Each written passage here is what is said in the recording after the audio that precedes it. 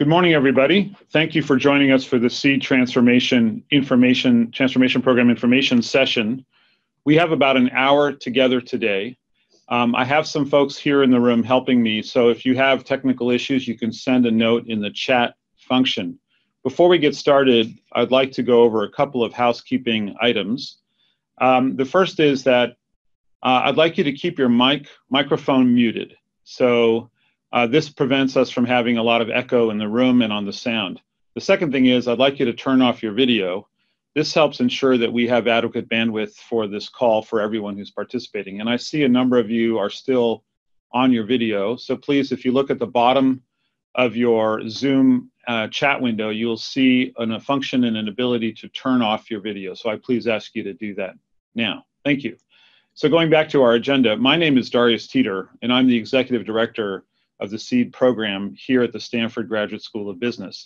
I'm going to spend about 20 minutes describing what the SEED transformation program is, and then we're going to hear from 3 of our past participants about their experience of the SEED program, and then we're going to try to reserve a solid 20 minutes at the end for your questions, which we'll handle using the chat function in Zoom. So let's get started. Stanford University. I know that most of you have heard of Stanford, but I just want to give you a little bit of background. The school was founded in 1891. We're located in Silicon Valley, and we're one of the world's leading universities. It's not an exaggeration to say that Stanford has radically transformed the economy of the United States with the graduates who have founded a number of very famous companies. Some estimates put the value of companies started by Stanford graduates as generating more than $3 trillion of economic productivity and creating millions of jobs around the world. The Graduate School of Business, which is housed here, is one of 7 graduate schools. It's one of the most competitive business schools in the country, and it's also a very international school. We are home to students from more than 50 countries. And in the Stanford SEED program, we are housed within the business school, and we are, in a sense, part of the Stanford Business School, Graduate School of Business. So what is the mission of SEED? We were established by a philanthropic contribution, and the donors really wanted Stanford Graduate School of Business to participate in the fight to end global poverty, and to do so by using economic development as the engine of growth. So our mission at SEED is to enable business leaders like yourselves to lead your regions to prosperity through the successful scaling of your business, the creation of jobs, through the impact of your products and services on people who live below the poverty line, and through your supply chains. We have participation in SEED from all over Africa and India. This little map shows you some of the numbers of business leaders who have participated in the program. We've had 441 business leaders in the program, and we multiply that by the number of leaders of company managers and company leadership teams who also participate in the program. And I'll talk about that a little bit more in a minute. But what you can see here is that we opened the West Africa Center in 2013, and business leaders from around and across West Africa participate through that office and that center in Ghana. In 2016, we established a regional center in Kenya to service East Africa. And in 2017, we established a satellite center in Botswana through a partnership with De Beers that allows us to also recruit business leaders from Southern Africa, and they participate in the training programs either by joining us in Ghana or joining us in Kenya. In August of 2017, we established the Stanford SEED India Regional Center, and their first cohort has just finished the first year, their first SEED transformation program. So that's the map. We've been through a rapid expansion phase. I noticed that a number of you have raised your hand. 2 participants have raised your hand. We will hold off on questions and answers until the last 20 minutes of the session. Thank you. So what is the SEED transformation program? The first thing to know is that it's pretty intensive and it's pretty long. It's a 12-month program, but it's a program that's designed to permit you to continue to operate your business even as you participate. The program has a number of elements, some of which require you to be physically present at our training centers, and some of which are custom tailored to your company. I will talk about those very briefly. This is a map that shows the path that you will take in the Seed Transformation Program.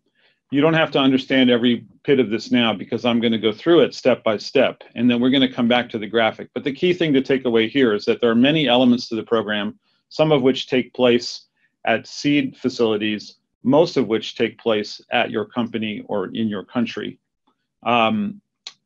And these are the key elements. The first is immersion weeks, which is when we actually bring all of you together in West Africa, in East Africa, and in India to work with seed faculty. Leadership labs, which is where you work together with other business leaders. Workshops, where we bring the teaching into your company management team. And then alumni programs, where you are able to access continuing education activities. So let's talk about immersion weeks. You could think of this as a very compact, compressed executive MBA. What you have in this program are 4 modules, each of which lasts 1 week. And you will fly to Ghana, to Accra, or to Nairobi, or to India to participate in these 4 weeks, where you will cover 15 key business topics. And they're all listed here. I won't read them all. The key thing I want to convey to you about these immersion weeks is that we try to bring some of the best faculty in the world to you. Since we can't bring everyone we would like to take a Stanford MBA, we try to bring the MBA program to you. But of course, it's impossible to get a deep understanding or a deep exposure to product innovation or performance management or organizational design in 4 weeks of courses. And that's not the point. The point of the program is to help you and your leadership team understand where the gaps are in your business strategy so that you can do what you need to do as a leader to strengthen those areas to help scale your business. So that's my key takeaway for you. You will not get a deep course in accounting. You will not get a deep course in human resource management. What you will get is the best practices from some of the best practitioners and lecturers in the world, which will then help you determine what you need to do for your company's success. So the immersion weeks 4 times in person.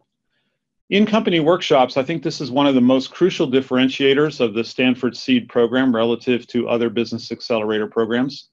We have trained business facilitators who take everything that happens in the classroom and bring it into your management team. Now, I want to emphasize a really important thing here. This is not about sitting in a classroom, listening to a lecture, and taking notes. Everything we do in this program is hands-on. All the tools are used by you and your management team, and they're applied to your business. So we have case studies. We use classic case study method, but I promise you that you will spend very little time sitting and listening. You will spend most of your time working. And I mean that in the most positive way. All of the business tools that we use at Stanford Business School are designed to be applied, and they're designed to be applied in real time to your business. So how you analyze your value chain to understand where your cash is locked up, how you think about product innovation, how you think about customer-focused design, how you think about which accounting and finance metrics are most important to you as a leader. All of these tools, you will be asked to apply them to your business in real time. Leadership labs are an opportunity for you to work with a subset of other participants in your cohort to do joint and mutual problem solving. And we designed these after feedback from our leaders that, and I think all of you who have started businesses know this, being an entrepreneur is a very, very lonely place to be. You are forced to make decisions that have consequences for your staff, for your friends, and you're not even able to consult with them because of the consequences of your decisions are sometimes so difficult. So the ability to talk with other entrepreneurs who have maybe been in your shoes and walked in your shoes the year before, 6 months before, currently in the same situation, the ability to engage with people like you who are in the same situation as you is extremely valuable. And the leadership labs take place between the 4 weeks of immersion lectures. So going back to the path to growth, the immersion weeks that I described are illustrated here with the 4 light blue circles. And it shows you how the coursework is distributed across the year through those 4 sessions. And in between each session are the in-company workshops and the leadership labs that I mentioned. So what are we doing during this whole time? The endpoint of this program is what's called the transformation plan. This is your custom plan to transform and scale your business. It's a plan that you developed over the course of the year, and it's a plan that you develop with support from our teams, from your peers, but most especially with the participation of your management teams. These transformation plans are then presented to a panel of experts who will help advise you and consider how to further improve and build your plan. After you've finished the transformation plan and finished the program, you then have an opportunity to join our alumni network. Now, I can't emphasize enough the value and the importance of the Seed Transformation Network. And we'll hear more about this from some of our business leaders in a few minutes. This is a network of everyone who's been through the Seed program in more than 20 countries around Sub-Saharan Africa, plus India. Right now, we have 441 alumni. Not all of them are in our network, but most of them are or will be. When you're in the network, you get 3 continuing education opportunities. First, you can apply for a coach. So we place coaches in West Africa, in East Africa, and India, and these coaches are typically very successful retired business leaders, typically Stanford MBAs or equivalent degree, who have been very successful in their own professional lives as entrepreneurs and now would like to give back. So you have access to a coach who will work one-on-one, face-to-face with you for 6 months to help you refine and implement your transformation plan to scale your business.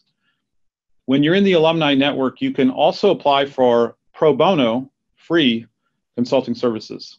We have a database of about 300 consultants, mostly from Silicon Valley, who are volunteering their time to support you with specific time-bound projects that you propose to the consultant database. So it could be advice on a marketing plan. It could be advice on building a board, an independent board, and board governance. You might seek advice on how to identify and obtain a customer relationship management system. The world is your oyster. You can determine what projects you need, and we will try to match you with a free consultant. The third thing you can get from the Seed Transformation Network is you can get a Stanford student as a summer intern, including from the School of Management Sciences and Engineering, from the undergraduate university, and from Stanford Business School. So those are 3 coaches, consultants, and student interns are 3 continuing education opportunities you get from within the network. So I'd like to talk a little bit about what we understand to be the preliminary impact of our program based on 2 years of data measurement. And we think it's pretty positive, and we're doing a lot more work to refine our impact measurements. But just as at the high level, a substantial portion of our firms, 2/3, have reported that they've increased the number of employees after taking the program. Almost 60% show an increase in annual revenue, and this is despite the 40% devaluation of the Nigerian naira in 2017. Half of our companies report increasing the physical growth of their businesses in terms of physical locations. And this one is, I think, one of the most exciting statistics.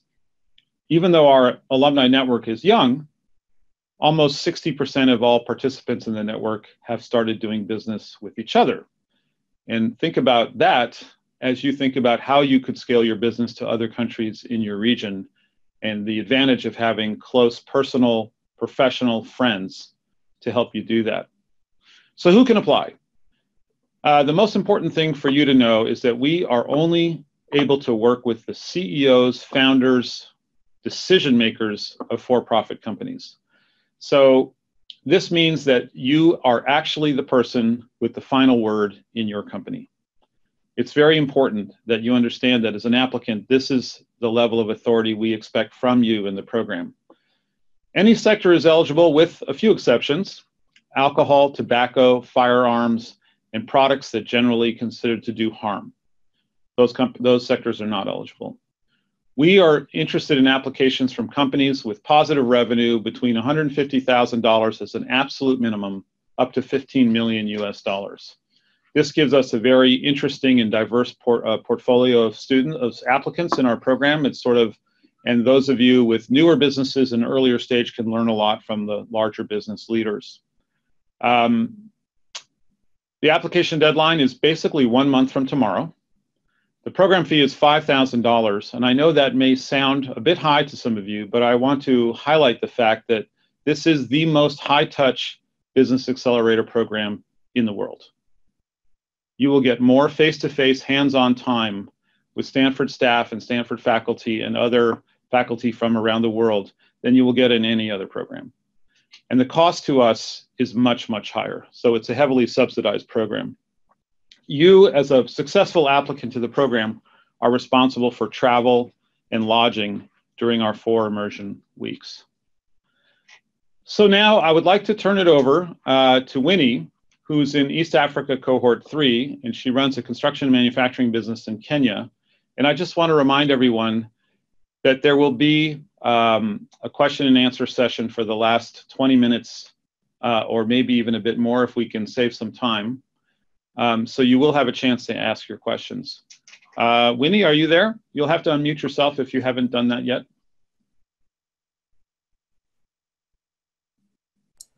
Yes, I'm here.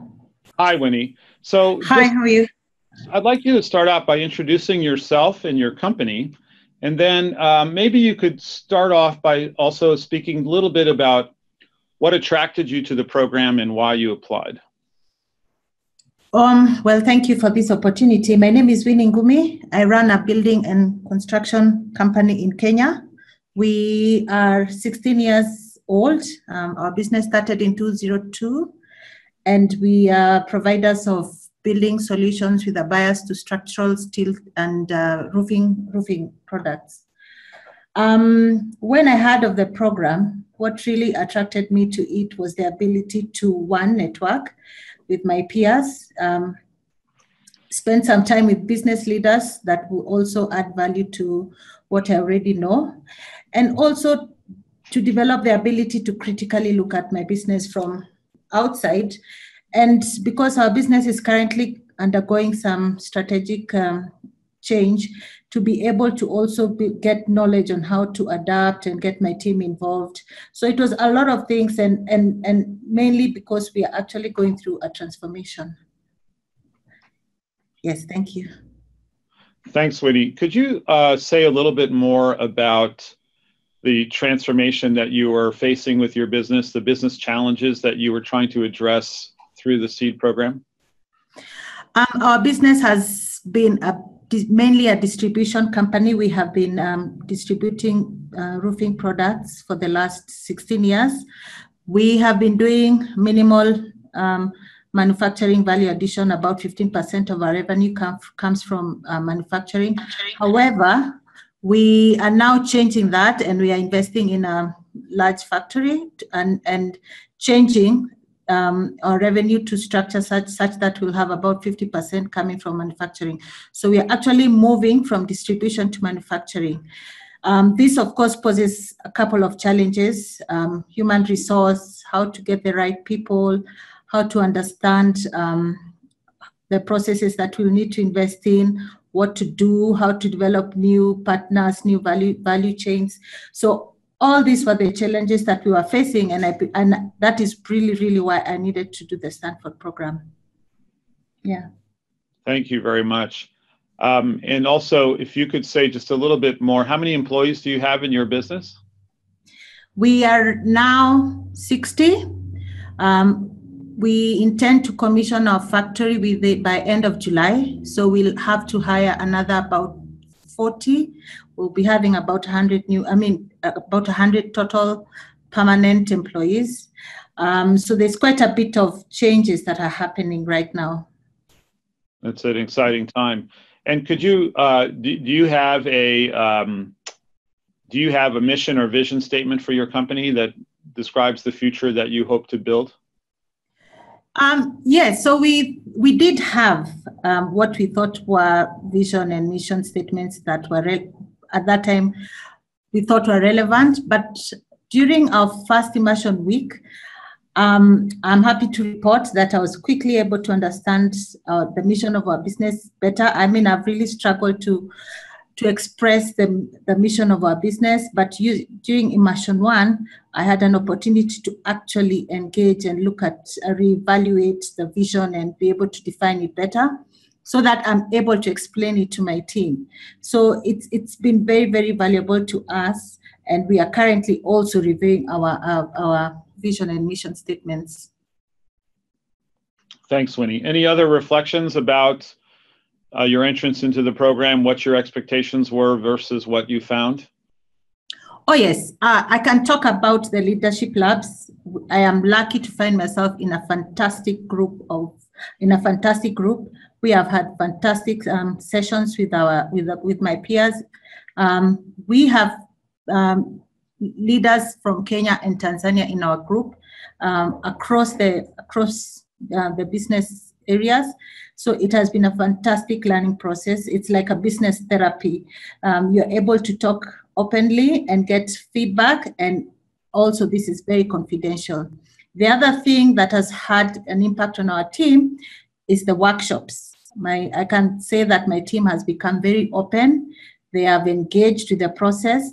They are becoming more accountable. They understand the business better, and they are becoming more valuable to the business because they can now contribute freely and dream for the business. It's no longer just my vision, but becomes the vision of the whole team. So it's been good. Thanks, Winnie. Okay, yeah. I'm going to move on to Akila, who is with our first cohort in India. Akila, can you hear us? Are you unmuted?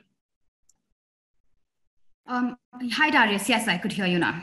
Thanks so much. So, Akila, could you say a few words about your company, and then I'd like you to focus on your experience of the program, having just been through the whole thing.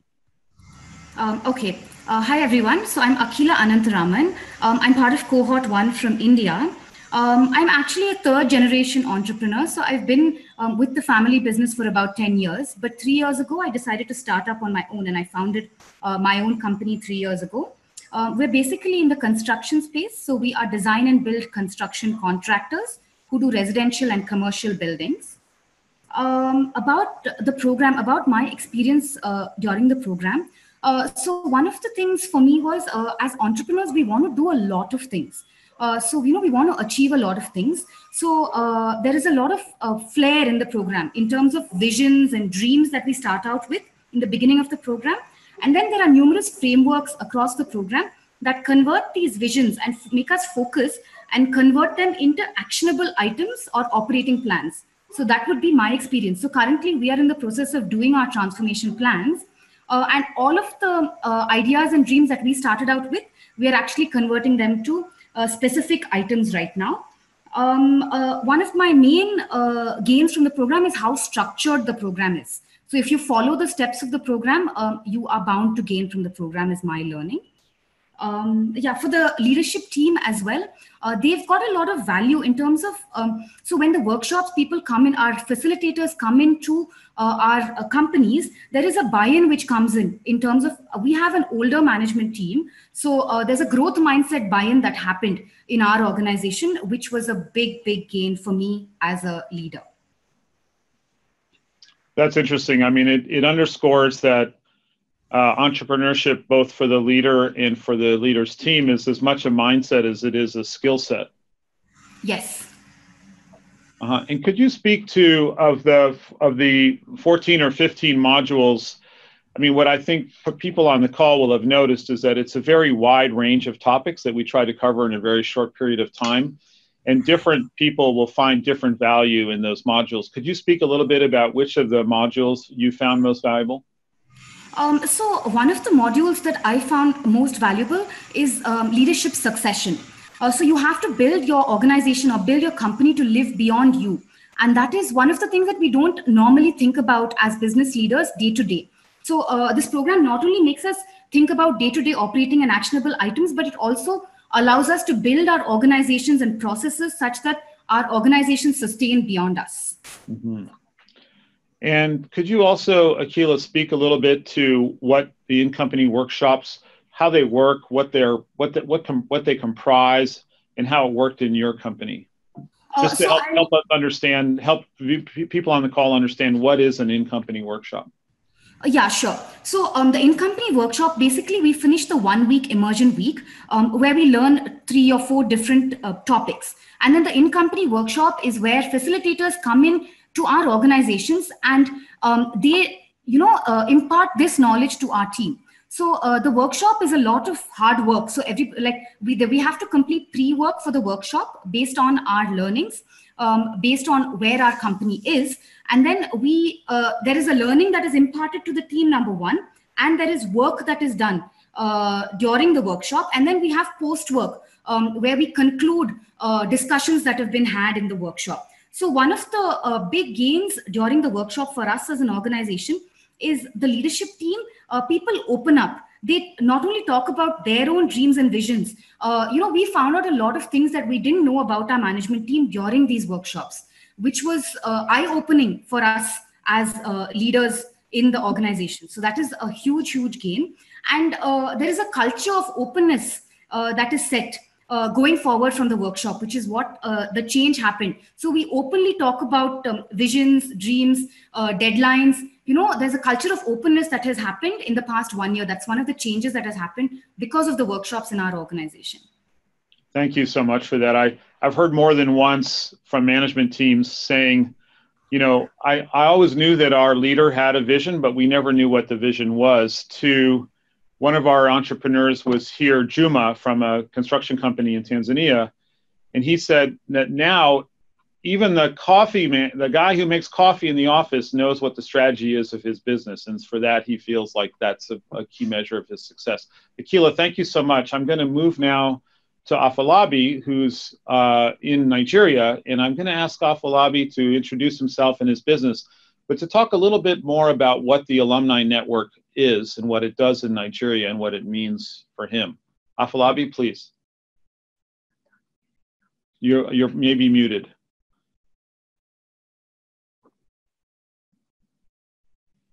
Hello. Hi. Can you hear? Yeah, can you hear me now? Yes, we can. Thank you. Hello, everyone. My name is Afolabi Abiodun.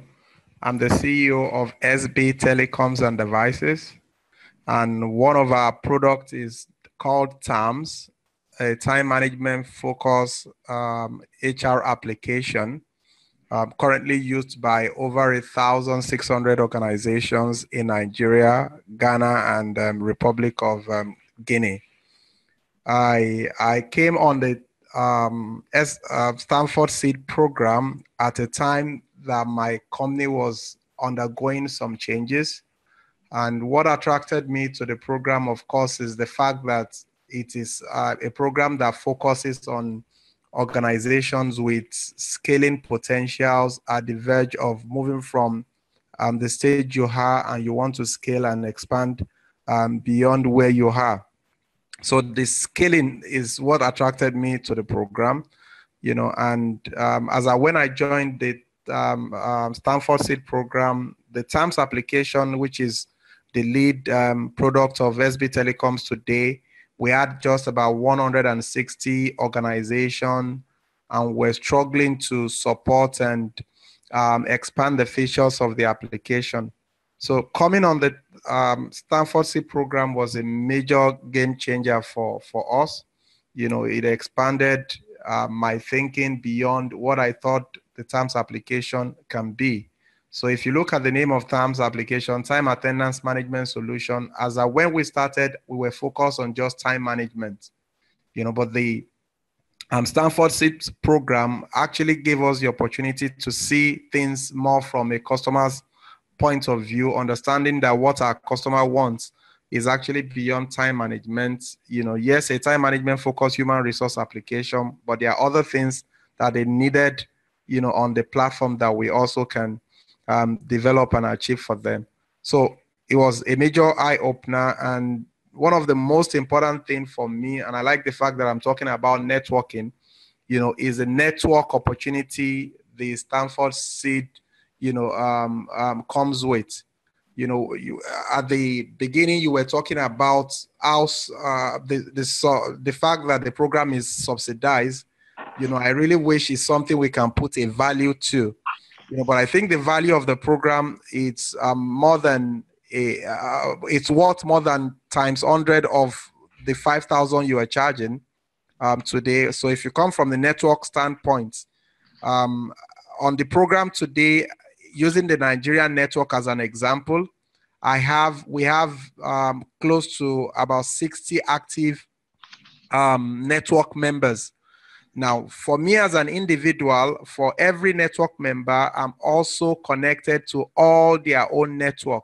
So it's a combination of having about 60 SSTN business coach, individuals that have also gone through the SSTN network, that understand the values, that understand what we stand to achieve.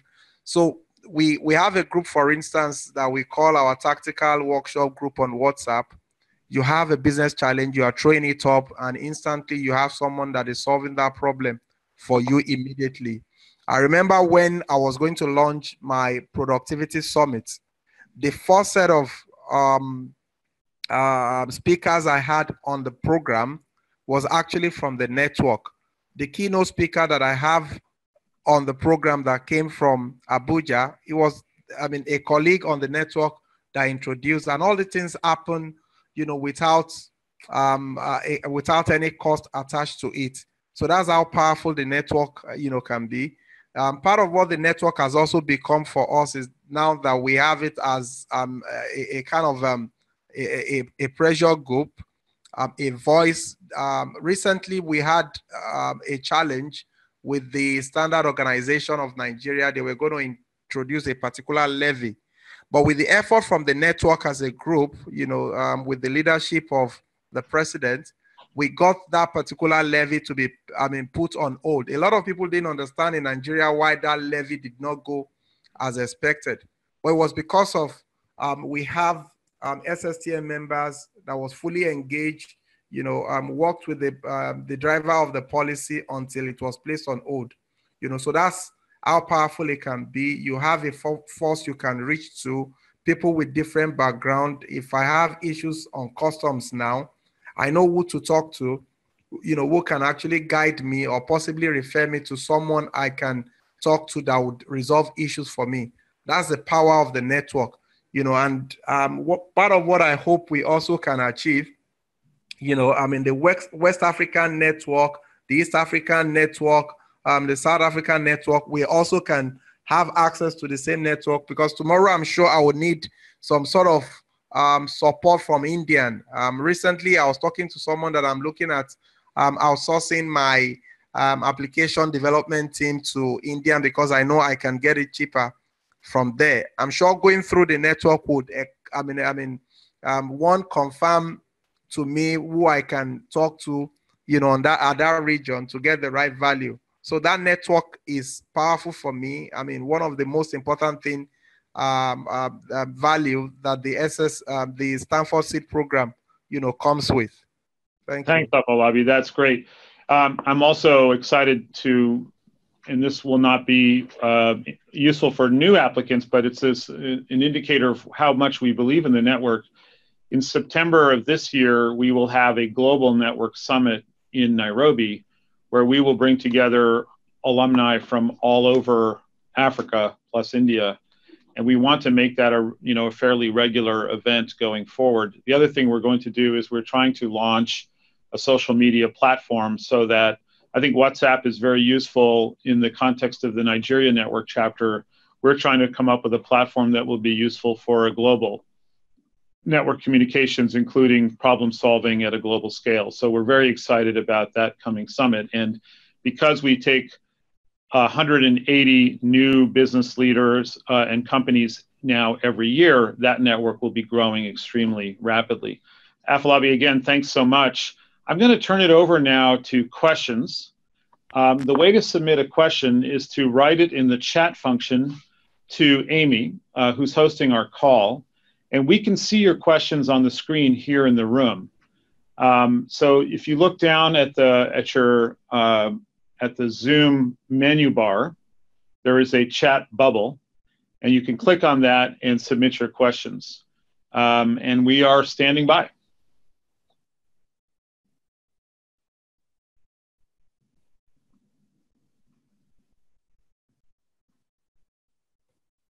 By the way, you can also post questions to any of the three business leaders that you just heard from, and we can read the questions to them. So I see a question here. Is this program for the service sector like inspection and certification bodies? As long as it's a private profit-making enterprise, then the answer is yes. We have a number of, so not public service sector, but definitely service sector. The other thing I want to say is that we are very interested in applicants who are managing social enterprises. So enterprises that are designed by intent to solve a problem for people living at the bottom of the pyramid, either through a product or service or through your supply chain. So there's a question here about the facilitators who would be visiting the companies and how is their cost of travel and stay covered. So we cover the cost of facilitators to come to your companies. The facilitators are typically have a Masters of Business Administration, have worked either in their own businesses or for others, and have been through all of the curriculum that we teach at Stanford and are really experts at facilitation and coaching. So the cost to you of the facilitators is zero. They're free. There's a question here, how many hours per day, week will I need to invest during the program? So maybe I'll kick that back to Winnie and Akila. Since you've just been through the program, what would you estimate is your time commitment over the course of the year? Can I start? Please. I think it's important for all who are joining to know that they have to commit time. You have to actually allocate time. You have to develop a team that is your seed team. And every single week, you have to have a meeting to discuss the pre-work and the post-work. So it's important to know that you can't say that maybe it's 1 hour, 2 hours, but once you have a team, your management team engaged, commit time, commit a room where they can meet, and let them do pre-work. Maybe the pre-work in the first immersion is not as extensive, but as a program goes towards the second, third immersion weeks, you have to commit more time before the workshops, during the workshops, and after the workshops. It should be a weekly discussion in the business. Okay. Now the questions are coming fast here. So a couple of quick ones. Amy, can you pause the chat function? Because I'm losing some of these. So there was a question about can I attend the SEED program in a different country? The answer is that if you are in West Africa, you will be, that's perfect. Yeah, you'll be expected to attend the program those 4 weeks in which you need to be physically present in Ghana. If you are from East Africa, you will be expected to attend the 4 immersion weeks in Nairobi. And the Southern African applicants will be assigned to West or East. We'll divide you up. We sometimes move the immersion week. So in the most recent cohort in West Africa, we had 1 immersion week in Abidjan, in Cote d'Ivoire. And we're thinking next year to do 1 of those 4 weeks in Lagos. Similarly, in East Africa, we may be doing 1 of our immersion weeks in Addis in Ethiopia. And business leaders, we found, really enjoy the opportunity to do these weeks in other countries and get exposure to other markets. There was a question here about what are the costs to the business of the continuing education benefits. So in terms of interns, you're expected to help provide their housing, but we take care of their stipend and their travel costs. The consulting program is free. And for the coaches, there's a nominal fee. Jeff, it's $5,000 to get 6 months of coaching, which I think you'll find very competitive compared to a private coach. There was a question about whether this program confers a Graduate School of Business degree. The answer is no. You will get a certificate that you've completed the program signed by our faculty director with the Stanford logo on it, but it is not a degree. This is not a degree granting. Like most executive education, this is not a degree granting program. Another question is, does participating in the program give you an advantage to pursuing further degree programs at Stanford? The answer is no. But there are a number of other continuing education programs at Stanford. And I think, Afolabi, do you want to say 2 words about the subsequent program that you did with your leadership team? Oh, yes. Hello? Yes, we can. Yep. Oh, okay. All right. So some of the benefits of the Stanford SEED is the fact that you get exposed to so many opportunities. As a matter of fact, some of it are actually paid for by by Stanford.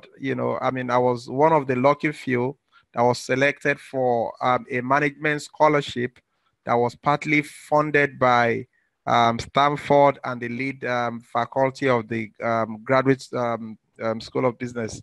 And it's a one-year program that is also an alumni that comes with alumni status. It's an online program. The value of the program is actually about $19,000, per person. And I was sponsored with 5 of my management team, to take the program. And just like that opportunity, I was also, invited to other programs on campus. The last one was I mean, I had the opportunity of making a pitch to a team of investors on a new idea I was working on. So these are one of the numerous benefits that comes with being on the Stanford Seed Network. Thanks, Afolabi. So I have a couple questions about the application minimum acceptance criteria. And the answer is yes, you have to satisfy the minimum criteria for revenue, whether or not you're a social enterprise or a purely commercial enterprise. So the other thing is that we are not a program, something drawing lines there. We're not a program that, we don't work with startups. We're not an incubator program. So there are other programs offered by Stanford, like Stanford Ignite and Stanford Go to Market, that are really focused on startups, and they really are in more like incubator programs. Our program is designed to help successful entrepreneurs scale successful businesses. So if you don't meet the revenue threshold of $150,000, or you're just a startup, then I'm afraid you're not actually eligible for the program, at least not this year. I'm just looking through here. So there's a number of questions about how the program engages with managers. The most important element of that, as Akila described, is the in-company workshops. So in those workshops, we take a lot of the curriculum from the lectures, and we turn those into actionable projects. I mean, I don't want to use the word homework because that's what my 12-year-old does, but there is a lot of homework.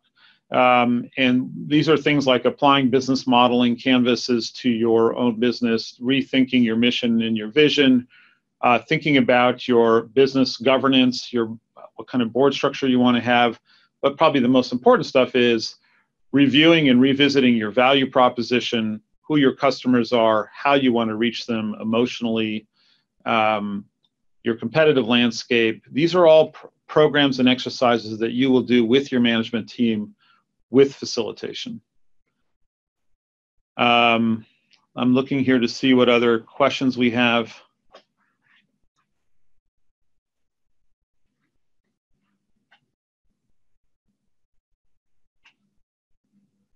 So there's a question from India about a business that has $160,000 of revenue last year with a target of growing to 1.5 million this year. That's awesome. I hope you can do that. Can this program help you formulate your rapid expansion plan in the technology field? Well, that's the purpose. That's the goal of our program. That's what we aspire to do. 1/3 of we've just finished our first cohort in India, which I think was 46 or 47 companies, and 1/3 of those were technology companies. In fact, 1/3 of our companies worldwide are technology companies. That's not to say that our program is specifically focused on technology. It's not. It's focused on the general basic principles of how to scale a business. There's a question here. I travel frequently as my company has offices in 4 African countries. Will that be an issue if weekly meetings are needed? So it's up to you to figure out how to keep your management team engaged in the program. An absolute requirement is that you yourself are physically present 4 times a year for these immersion weeks, and 4 times a year for in-company workshops, and 4 times a year for leadership labs. Now, the latter 2 are typically 1 day each, so that's not a huge amount of time commitment. I think a lot of our business leaders travel extensively, so I do think it's possible to make it work. There's a question here, are the facilitators from our own country or do they visit us from Stanford GSB? Our facilitators are all locally based. So in India, our facilitators are all from India. In Kenya, our facilitators are from Kenya, plus where else, Jeff? We have from Cameroon, Senegal, that are based in Ghana, and Uganda as well. So Cameroon, Uganda, Senegal, Ghana, Botswana, Nigeria. So we have facilitators that are from the region. And they travel to your company. So if you're in the program, but your company is based in Senegal, we will have a French-speaking facilitator who will come to Senegal to work with your company. And that's what I mean by high touch and highly subsidized, because we pay for the cost of all of that. There was a question here about whether we had selected coaches for Southern Africa. That is ongoing. We don't have coaches lined up yet, but we will. Looking through here, would there be any exceptions to some companies who have just started their operations? So again, we've had, how many applications have we had so far, Jeff? Almost 700. So we've had more than 700 applicants already. So we are not actually planning to relax the minimum requirements. I apologize for that, but we have so much interest in the program, we have to have a cutoff. Can you scroll down, Amy, or is that the bottom? What are the venues for the immersion program in India? So the venue is in Chennai. We are very happy to have a partnership with Infosys at their campus there outside of Chennai, and that's where the 4 immersion weeks take place. And so our participants typically stay across the street at the Holiday Inn for those 4 weeks. Let's see here.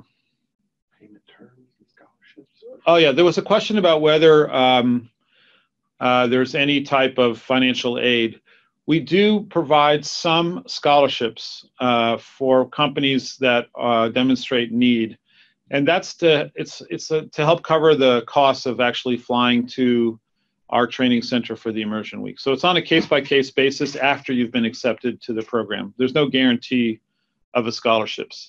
Do you want to speak to the payment terms? Yeah, we also have payment terms. The travel scholarship would reduce the fee for the program for you, and again, you can apply for that at the time of admission. And those who are admitted, there's 2 or 3 payment terms to select from as part of the participation agreement. Yeah. So are the immersion weeks pre-scheduled? Yes. So when you're accepted to the program, you'll have a detailed schedule that explains where you need to be and when you need to be there. So you'll be able to plan your schedule.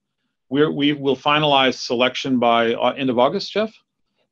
So you'll be notified in September if you've been accepted to the program, and you'll be given the whole schedule for the year at that time. And they're on the website too. And yeah, and actually, so Jeff has just advised me that the schedule of the immersion weeks is already on our website. There's another question here, a business with 7 employees. Does the size of my business disqualify me if I don't have the defined management team but meet the income requirements from Botswana?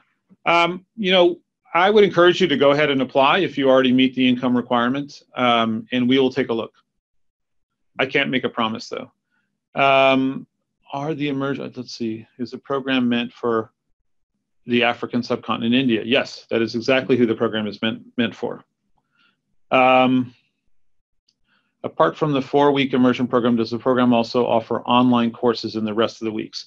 So there is a huge amount of material that is presented online for participants to prepare for the immersion weeks and for the in-company workshops. So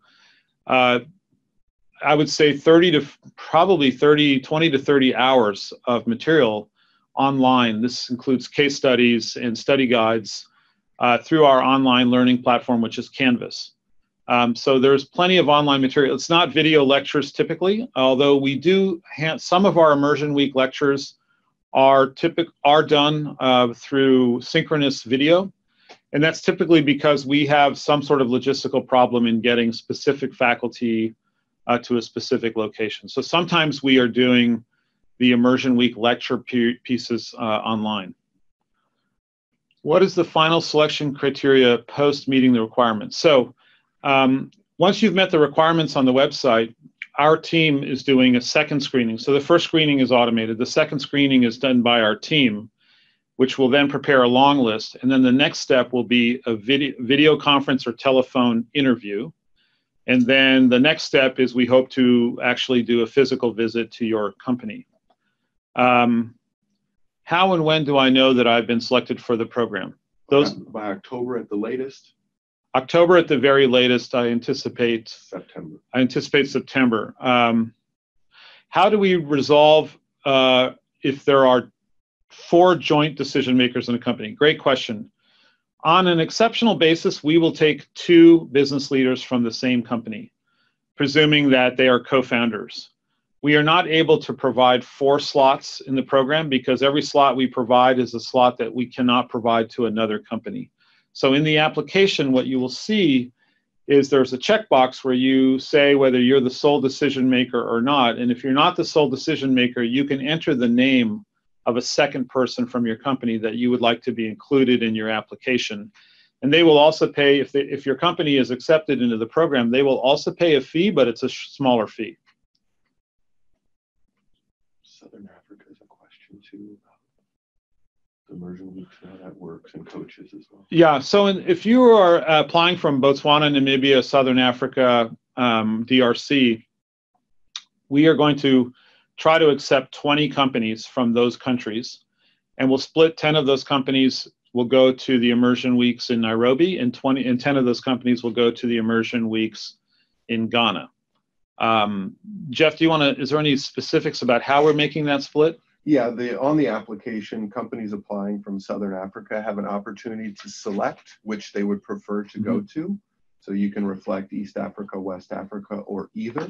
And then at the time of admission, part of the interview process, we will communicate with those admitted companies to confirm which location they will attend their immersion weeks. The workshops still do take place at the company location in Southern Africa, serviced by our facilitators based out of Gaborone in Botswana, and the leadership labs as well, and the transformation plan evaluations take place in Southern Africa as part of our collaboration with De Beers. Right.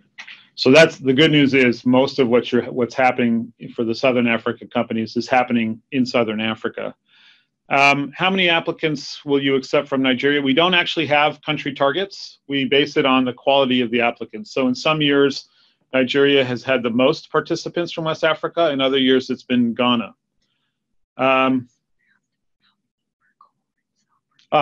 So we're targeting a cohort size of 60 participants. More than that, and it becomes very difficult to manage a classroom.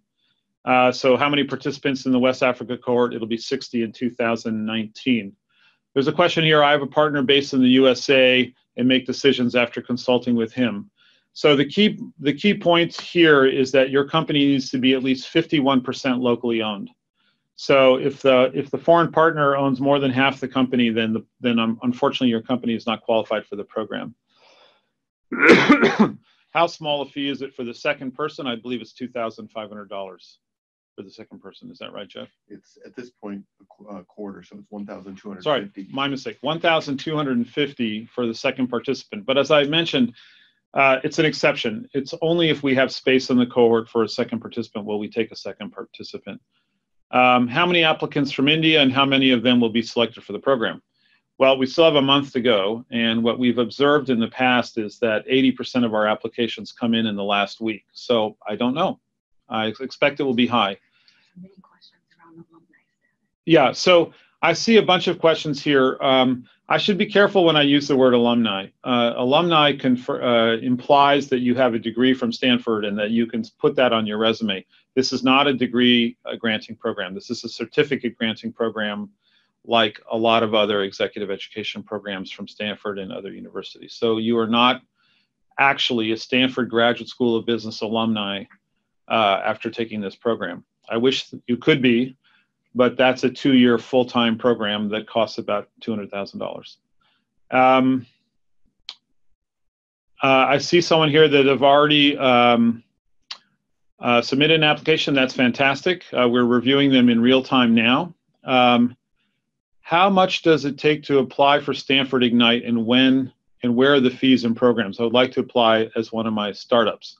So I'm actually not sure when and where the next Ignite program will be launched. Those are done sort of based on demand and partnerships. So what I'll try to do is we'll try to find out what's the next plans for Ignite, and then maybe we can post it on our website, or we can send out a general email.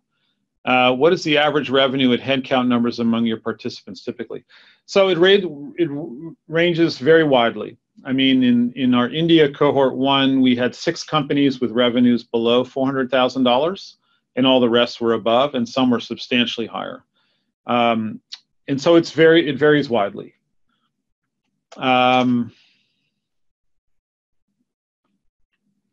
There's somebody here that says, my company has foreign holding. Would my company still be eligible? As I mentioned before, our requirement is that 51% of the ownership of your company needs to be local.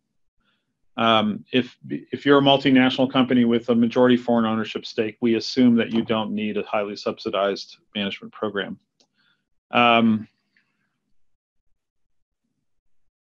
Thank you. If I apply from India, do I get an opportunity to visit any other places than Chennai?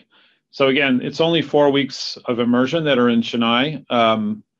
We have not at this time decided to move those immersion weeks around India. But the leadership labs do often travel around. Yeah, thanks, Jeff. So we mentioned that one of the elements of this program is a leadership lab. This is what Akila talked about, and also Winnie, the power of a network of like-minded entrepreneurs. Those are not all happening in Chennai. You will be traveling to participate in those. Will every applicant receive a reply? Yes. Every applicant will receive a reply, successful or not successful. How do you assess revenue earned by an already existing company? Well, we ask you to supply that information, current and previous year's revenue, as part of your application, and we ask you to, of course, be completely forthcoming and transparent about that. I lead a for-profit company, have 800 employees.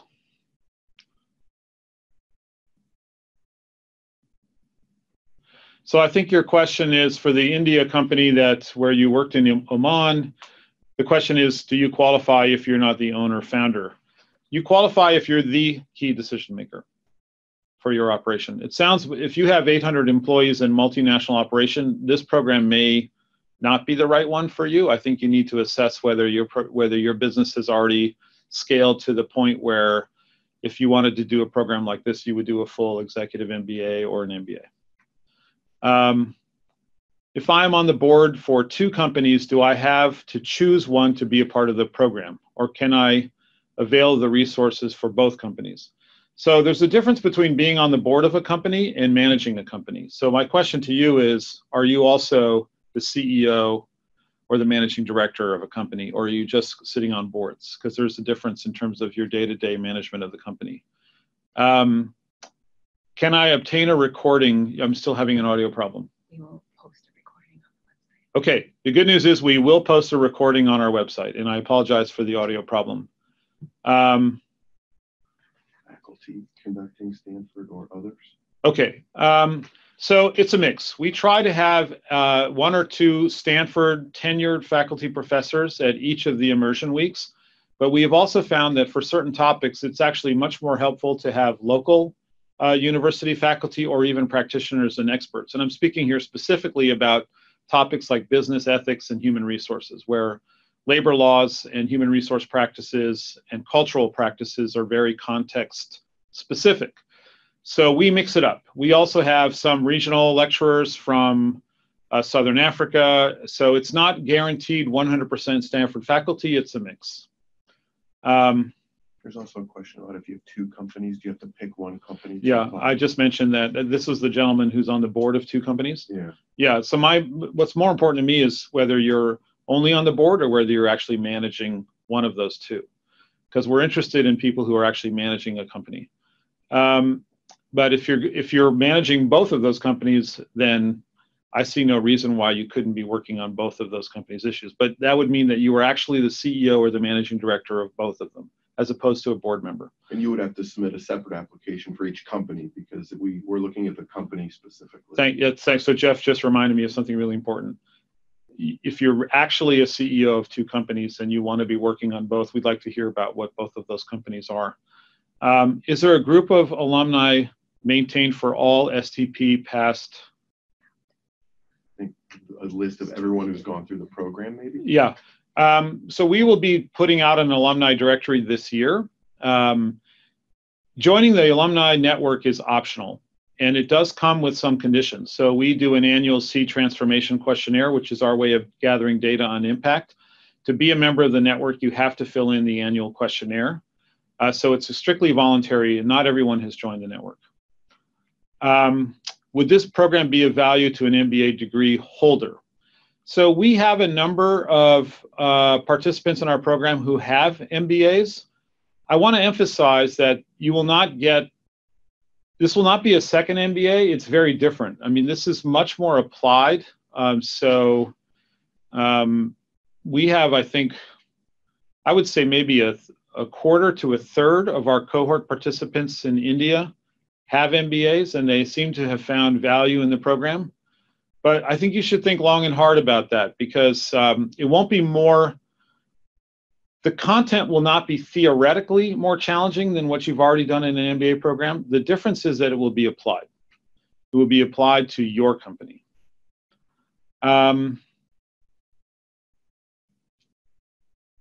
I would like to possibly speak to a couple of people who have been through the program recently. Is it possible to connect? It's a good question. They can contact on the website. There was also a question about contact persons on the website. You can contact the local offices.